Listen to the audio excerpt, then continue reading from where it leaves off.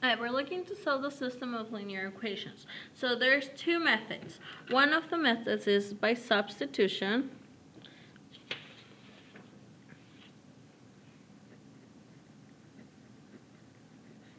And the second method we learn is by addition. So if we start by substitution, let's go ahead and start by substitution. If you try to solve by substitution, your first goal is to take one of the equations and solve for one of the variables. As you can see, I look at equation 1, and equation 1 seems to have x by itself already. So I'm going to take equation 1, and I'm going to solve for x.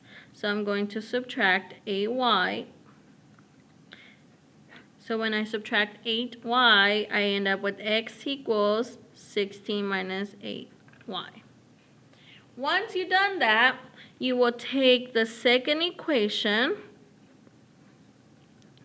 and because we solve for x here, we're going to replace x. So I have 7, x is equal to 16 minus 8y, plus 7y equals 63. And as you can see here, now we're only left with one single variable. Now we're only left with the variable of y.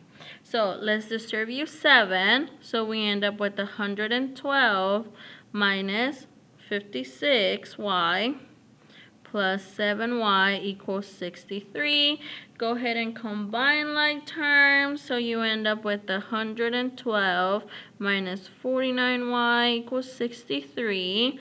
And continue to solve for y, so we're going to subtract 112 from both sides. So I end up with negative 49y equals negative 49. Divide by negative 49, so I end up with y equals 1. Now, because we solved for y, look at here. We had originally solved for x, so I can go back here and I can replace my y with 1. So I end up with x equals 16 minus a, which means x is equal to 8. So that means the solution to our system will be the order pair x is a, comma, y is 1.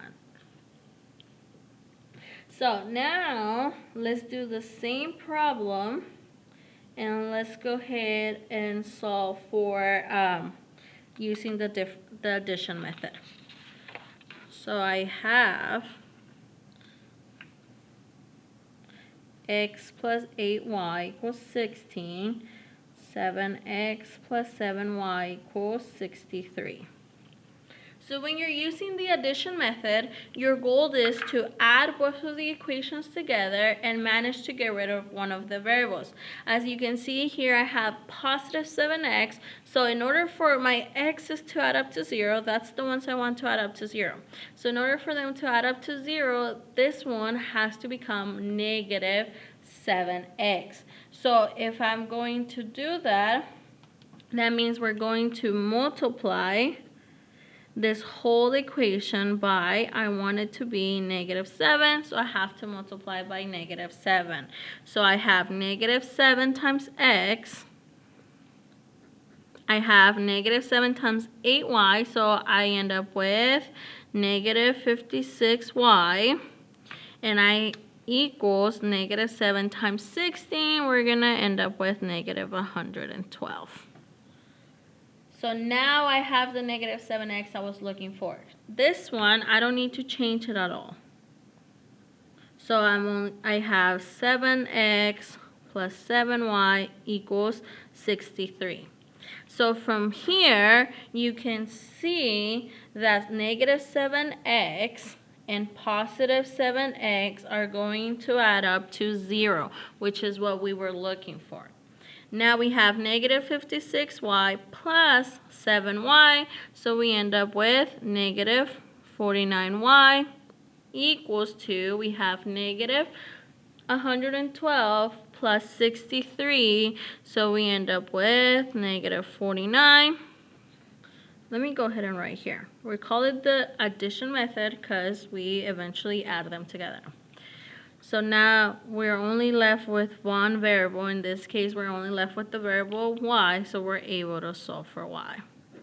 So y is equal to 1. Now you can take this piece of information and plug it into either equation of the system to be able to solve for the other one. So I'm going to go ahead and pick the first one. So I have x plus 8y. We solve it to be 1. So now I have x plus a equals 16. I'm able to solve for x by subtracting a to both sides, and x is equal to a. So the order pair is a comma 1. As you can see, we ended up with the same solution as the first time, which you should expect to be the same solution, just two different ways of solving the system.